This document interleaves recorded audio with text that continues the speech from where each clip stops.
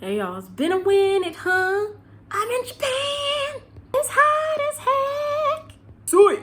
I'm still learning Japanese. Yeah, it's been a journey. I've been woofing at this particular woof site. I've been more so cleaning up and doing garden work than farming, which is a nice change of pace. However, it's still a lot of work. However, I've been grateful because I'm surrounded by artists, and the home in itself is a work of art, and I'm grateful that I got to enjoy this experience. I will say I have not been making money at all, really. Maybe my music streaming, I'm grateful, but it ain't shit to cuss a cat out with. Which means, yeah, I'm making money. It's just not thriving money. I'm not going to use the words enough because it sounds from a place of lack. I'm a spiritually rich person. Financially, sometimes it's a joke to me, and it be pissing me off because now I don't know what's going to happen with my music career. It's like, if I don't make money, can't get a work visa to actually do music, then I can't really do it. Like, I could release stuff on Bandcamp, but if nobody buys it, then it's not going to do anything. Like, it's not happening. Like, I don't think people know what goes into actually making music, and it shows, especially when I'm like, hey, I'm a songwriter and a music producer. Like, okay, sing for me. I'm like, that's not what that means. Reading is fundamental. Songwriting means I not only write for myself, I can write for others. Have I tried to work with other people? Yes. Did they even have their publishing together? No. So could I even work with them if I wanted to? Absolutely not. And do I find myself always having to teach people how to get their publishing and copywriting together? Yes. That's why I taught a class with Hypertribe on member stories to be able to boost my music and also help other artists, fellow artists, especially in the States, protect their work and be able to work with other people. Being a one-stop shop is important if you want to do music syncs. Without it, no one's gonna ever take you seriously, and you won't also not get paid. Like, you're not gonna make any money just from Spotify streaming because that's 0.0054 cents. That ain't shit. Also, fuck Spotify because they literally have been boosting an AI artist that they created. Meanwhile, they could have did the same energy into the independent artists, but because they're not making money off them, they're not going to do it. So that's how the cookie crumbles with greedy American businesses. I shouldn't say greedy American, greedy USian businesses. And for the record, I don't go around calling myself an expat. That's an ugly and irritating word and phrase that I hear from ex-military and retired people from the States. Irritating. A lot of those people, good for you that you got into the military and you're retired. I don't care because that has nothing to do with what I'm building right now. You got options. You chose to sell your life in exchange for some money and education, and I'm grateful for your service, but I'm also like, you know what that truly means, right? Like, I couldn't go through with it. I just have too much of a mind and spirit and integrity to be like, yeah, I'm gonna go do that. Not gonna do it. And some people have gotten offended that I call them an op. I'm like, you still an op. I don't trust anything you have to say because I feel like there's a kill switch inside of you that if they switched it on, you would turn on us. And I know that sounds messed up, but I watch Manchurian Candidate in film, and I just have a hard time believing people who work for the ops. I don't believe them or trust them. It's just something spiritually that's like you're in the upside down world. Speaking of, a Cree chief came and from Canada. If people don't know where Cree is, the Cree are First Nations people in North America. This is technically South America because we're in the upside down world. And he talked about how women and feminine energy has the direct connection to source, which is very true, which is why multiple cultures before colonization would say that women are directly closer to source, that their prayers are heard. Like in Ghana, for example, the Bombaya dance, when it was like they weren't getting no rain, they had to dress up as women because they believed that women's prayers were going to be answered and not the men's. Well, it kind of has a point. According to the Cree chief and many other cultures, women, that feminine energy has direct connection to that source because we create We are portals. I'm non-binary and I'm born a woman. Now, I identify as energy, technically two-spirit. My mother is Lumbee. And also we got cousins on the reservation of the Cherokees and my father's side. I'm going deep. I feel like when I first looked it up, my grandmother was Sioux. And I need to figure out, how did a Sioux Nation woman end up in Mississippi and married to my grandfather? I don't know. I've traced all the way to the 1700s on one of the maternal lines. No, two actually of the maternal lines. I've traced before the Trail of Tears. And I saw that one of my great-great-great-grandmothers, not that long ago, great-great-grandmothers, born in Georgia and ended up in Oklahoma. Yeah, so these are just some of the things that I've been working on. I've been in a podcast. I've been working on my podcast. And yeah, money has been funny. And it's frustrating because people like, why don't you go to Tokyo and go to studio and shit? I'm like, ain't nobody got money for that. I ain't been shopping. I've been barely taking care of myself.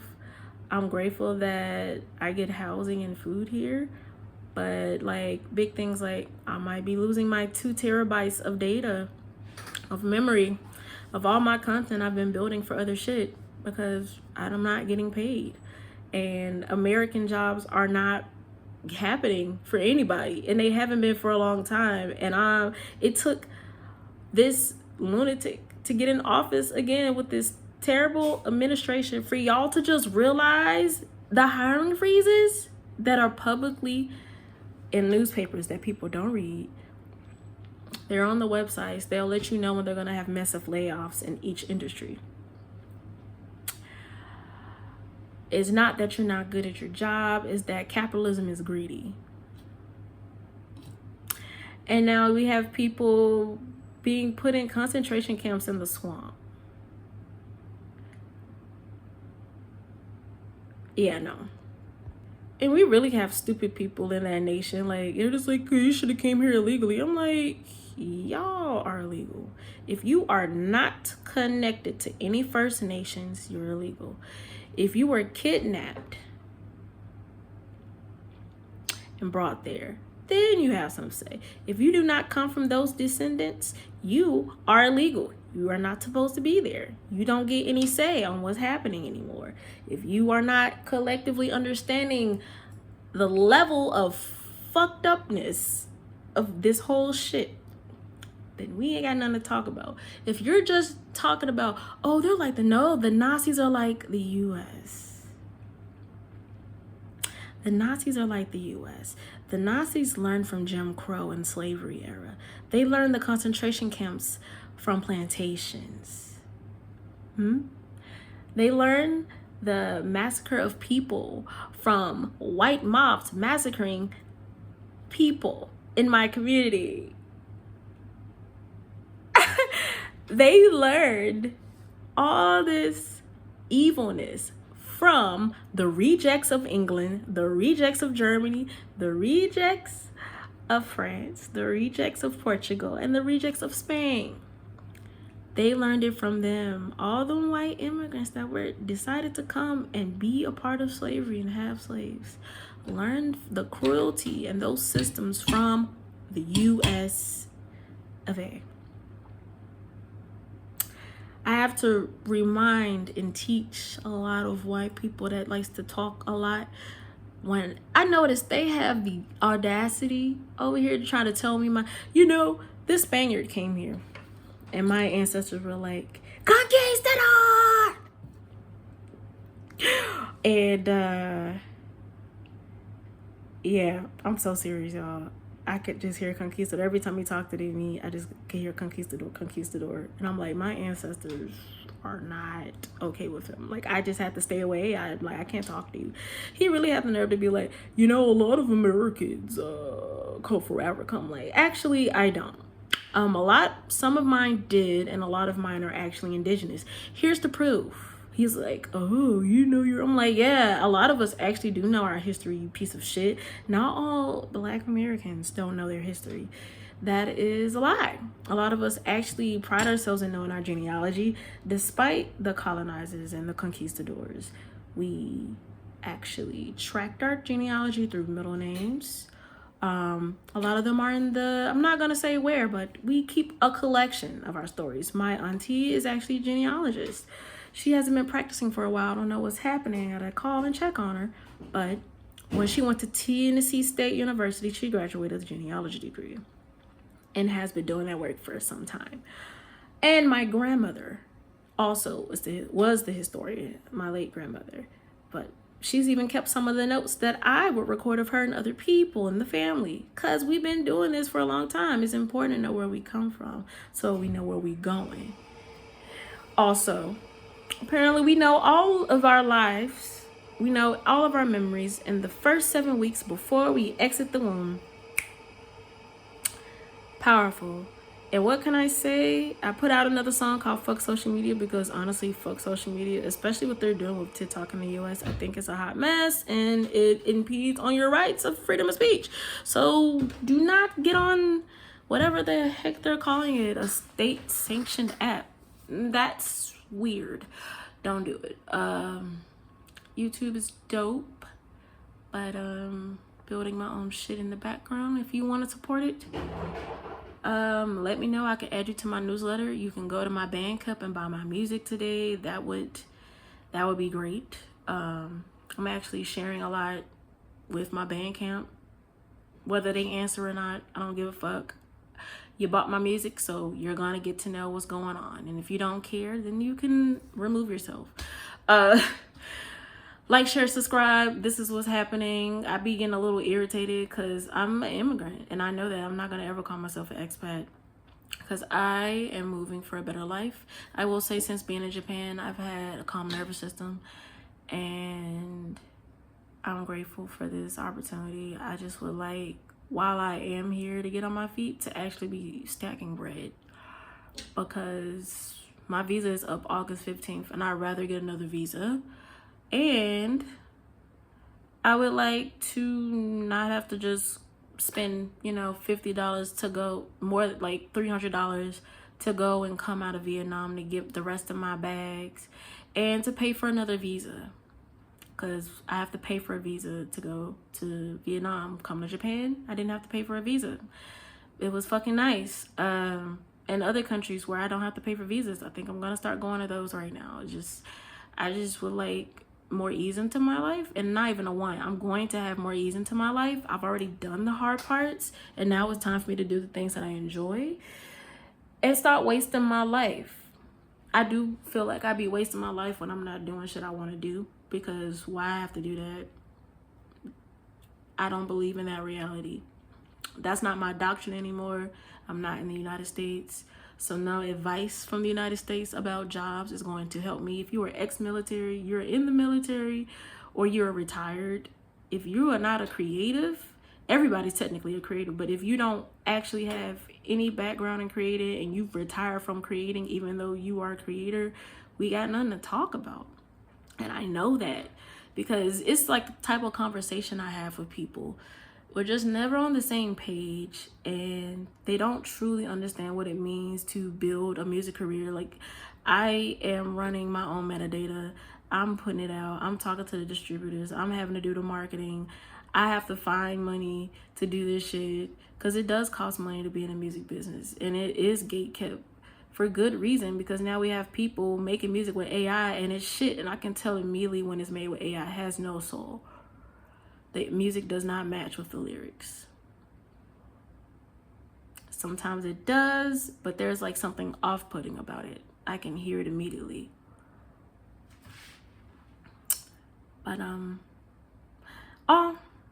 may my watch time hours improve. Otherwise, I'm gonna go do things that actually bring me happiness and financial wellness that's actually sustainable and isn't on me having to post more and put out more creations to a place that doesn't pay my bills. Prime example, TikTok. You know, I make some money on there, but it's never enough. It's never enough.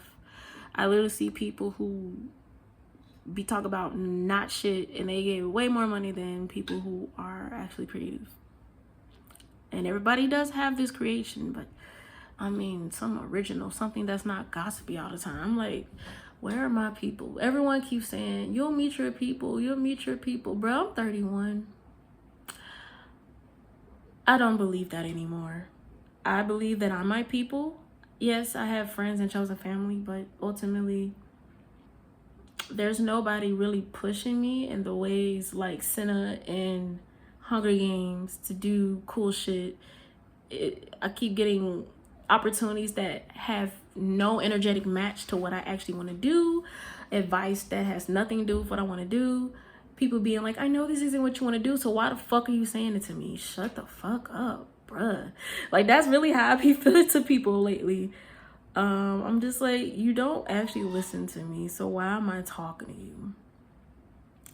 Yes, my energy is ugly right now. Good. I would like to repel people who do not need to be in my life. If you are turning a blind eye to fuck shit, I can't be around people who turn a blind eye to the atrocities that are happening to people, our cousins, our kindred, people who have been in our communities. I cannot talk to you. You are an agent of the Matrix and I don't fuck with you type shit. Like, that's where I'm at.